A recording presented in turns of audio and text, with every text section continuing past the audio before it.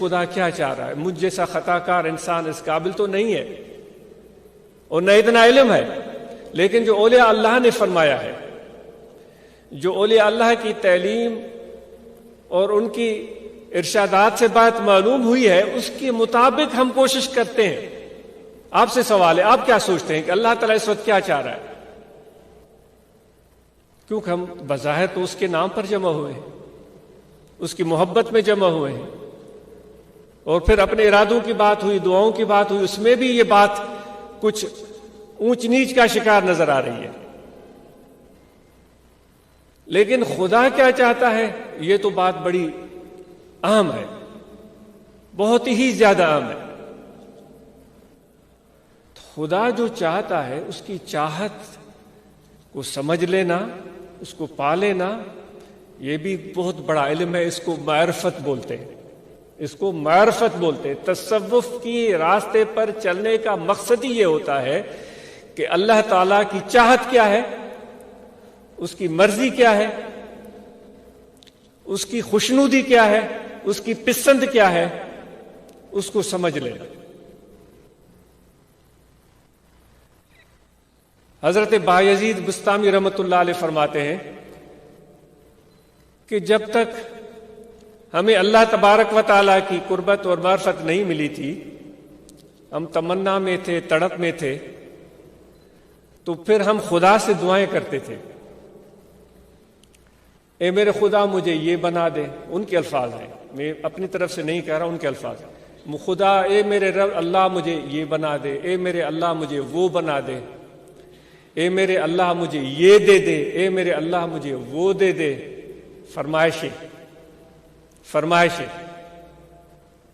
وہ رومی رحمۃ اللہ تعالیٰ علیہ کا واقعہ یاد آتا ہے کہ ایک شخص نے غلام خریدا تھا۔ ہم ابدیت کی بات کرتے ہیں، خدا سے جو ہمارا رشتہ ہے وہ ابدیت والا ہے کہ ہم اللہ کے بندے ہیں۔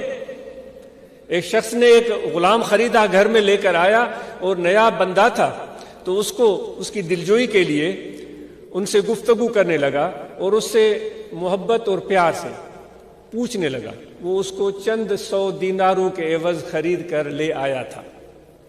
اس زمانے میں غلاموں کی خرید فروخت ہوتی تھی، تو وہ شخص لے کر آیا، اس کی دلجوئی کے لیے اس سے پوچھنے لگا کہ مجھے اپنا نام تو بتائیں، آپ کا نام کیا ہے؟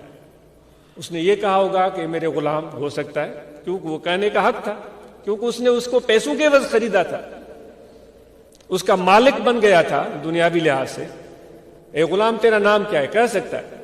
تو وہ غلام تھوڑی دیر خاموش رہا اور اس نے کہا کہ اے میرے آقا، میرا نام وہ ہے جس نام سے تو پکارے۔ تو اس کو حیرت ہوئی کہ یہ اپنا نام بھی نہیں بتا رہا ہے، عجیب انسان ہے۔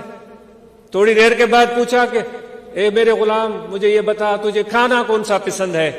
تھوڑی دیر وہ پھر خاموش رہا اور خاموش رہنے کے بعد کہا کہ میرے آقا جو تجھے پسند ہے میرے لیے وہ مجھے پسند ہے۔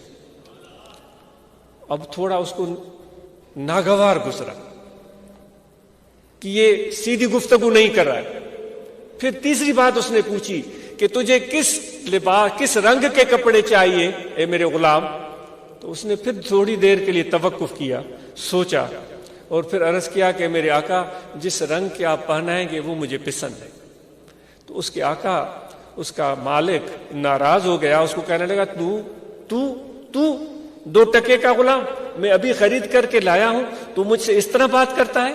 میں تجھ سے تیری پسند پوچھتا ہوں، تیرا نام پوچھتا ہوں، تیرا طعام پسندیدہ پوچھتا ہوں، تیرا پسندیدہ لباس پوچھتا ہوں، تو مجھے اس طرح کہتا ہے کہ یہ جو تجھے پسند ہو، جو تجھے پسند ہو، یہی جواب ہوتا ہے؟ تو غلام کی آنکھوں میں آنسو آ گئے۔ اس نے کہا میرے آقا جب میں غلام ہوں، میں عبد ہوں، آپ میرے آقا ہیں، تو مرضی آپ کی چلنی چاہیے، میری مرضی نہیں چلنی چاہیے۔ اگر میں اپنی مرضی چلاؤں کہ مجھے یہ طعام چاہیے، مجھے یہ لباس چاہیے، مجھے یہ چیز پسند ہے، تو عبدیت کی، بندگی کے یہ بات سراسر خلاف ہے۔ سمجھ رہے ہیں آپ؟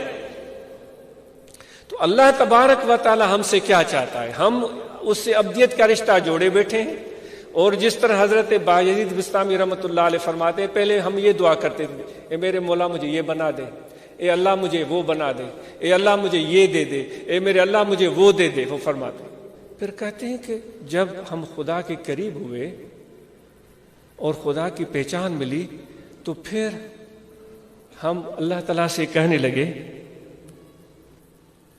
کہ پروردگار تو میرا ہو جا، اے میرے رب تو میرا ہو جا، پھر میرے ساتھ جو تو چاہے وہ کر، میرے ساتھ جو تو چاہے وہ کر، لیکن تو میرا ہو جا۔ یہ سوچنے والی بات ہے۔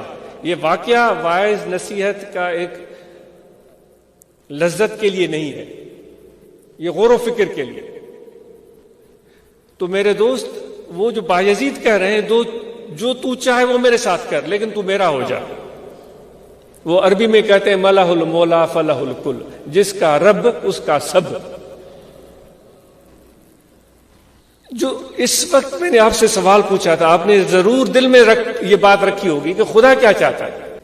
جو ناقص علم ہے، جو میں نے پڑھا ہے یا دیکھا ہے، خدا صرف یہ چاہتا ہے کہ تم میرے قریب رہو، بس میرے پاس رہو، میرے در پر رہو، میرے بارگاہ میں رہو۔ اے میرے پروردگار، میں تو بڑا گناہگار ہوں، میں نے تو نمازیں بھی نہیں پڑھی، میں نے تو روزے بھی رکھے نہیں، میں نے تو ظلم کیے ہیں، میں نے تو چوری کی ہے، میں نے تو ڈاکہ ڈالا ہے، میں نے تو بڑے برے کام کیے ہیں۔ اللہ تعالیٰ فرماتا ہے تو جیسا بھی ہے، تو میرا ہے، میری بارگاہ میں آ جا، میرے پاس آ جا۔ اے پروردگار، میں تو ایمان سے اپنے آپ کو خارج سمجھ رہا ہوں، میں تو مسلمانی کی حقیقت جو ہونی چاہیے وہ میرے اندر اس کی بو بھی نہیں ہے۔ اللہ تعالیٰ فرماتا ہے اگر تو اسلام سے نکل بھی گیا ہے تو بھی میرے پاس آ جا۔ لا تقنطوا من رحمت اللہ ان اللہ یغفر الذنوب جميعا۔ اللہ تعالیٰ خود اعلان کرتا ہے میری رحمت سے کبھی بھی مایوس نہ ہو۔ یہ کوئی انسان کی دربار نہیں، کوئی بادشاہ کی دربار نہیں، کوئی وزیر کی، وڈیرے کی، یا کسی طاقتور انسان کی، کسی چودھری یا کسی پیر یا کسی بڑے نامدار کی درگاہ نہیں، یہ میری درگاہ ہے، اس کا شان ہی نرالا ہے۔ کبھی بھی میری رحمت سے مایوس مت ہونا، تم جیسے بھی ہو میرے قریب رہو، میری درگاہ میں رہو، میری بارگاہ میں رہو۔ تو یہ صرف ایک کام ہم کرنا چاہتے ہیں۔ اللہ تعالیٰ جی جو چاہ رہا ہے کہ میرے قریب رہو، بس یہ کام ہمیں کرنا۔ اور پھر ہمیں مرشد نے کیا بتایا؟ جیسے ہی تم ذکر کرو گے تو اللہ تبارک و تعالیٰ کی بارگاہ میں تم یاد کر دیے جاؤ گے۔ یاد کون ہوتا ہے؟ وہی ہوتا ہے جو قریب ہوتا ہے۔